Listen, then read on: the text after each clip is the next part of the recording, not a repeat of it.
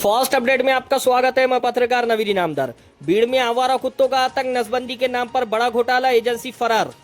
महाराष्ट्र के भीड़ शहर में आवारा कुत्तों की समस्या दिन ब दिन गंभीर होती जा रही है।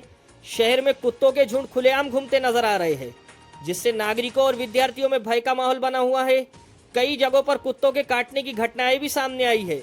इस समस्या को नियंत्रित करने के लिए नगर पालिका ने कुत्तों की नसबंदी का ठेका पीपल फॉर एनिमल नामक एजेंसी को दिया था, लेकिन अब इस एजेंसी की कार्यप्रणाली पर गंभीर सवाल खड़े हो रहे हैं।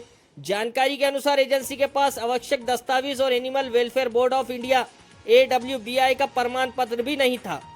बताया जा रहा है कि यह एजेंसी वर्ष 2025 में ही पंजीकृत हुई थी। इसके बावजूद नियमों को दरकिनार कर इसे टेंडर दिया गया। इतना ही नहीं, इस एजेंसी में बाल मजदूरी का मामला भी सामने आया है, जिससे पूरे प्रकरण की गंभीरता और बढ़ गई है।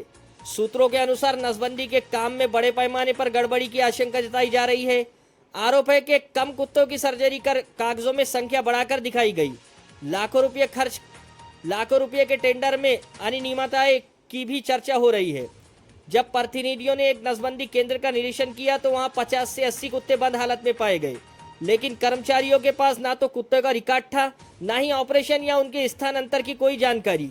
सबसे चौंकाने वाली बात यह है कि एजेंसी ने अचानक काम बंद कर दिया और सैकड़ों कुत्ते को छोड़कर फरार हो गई। इसके बाद शहर में फिर से आवारा कुत्तों का आतंक बढ़ गया है। इस पूरे मामले में नगरपालिका की भूमिका पर भी सवाल उठ रहे हैं। नागरिकों के बीच ये चर्चा है कि कई प्रशासन और एजेंसी के बीच मिलीभगत तो नहीं थी। भीड़ के साथ साथ ग्योरई नगरपालिका में भी इसी एजेंसी को काम दिए जाने की जानकारी सामने आई है।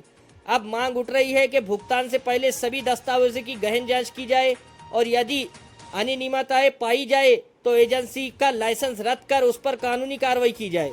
शहर में बढ़ती समस्या को लेकर नागरिकों में भारी आक्रोश है और दोषियों पर कड़ी कार्रवाई की मांग और जोर पकड़ रही है। धन्यवाद।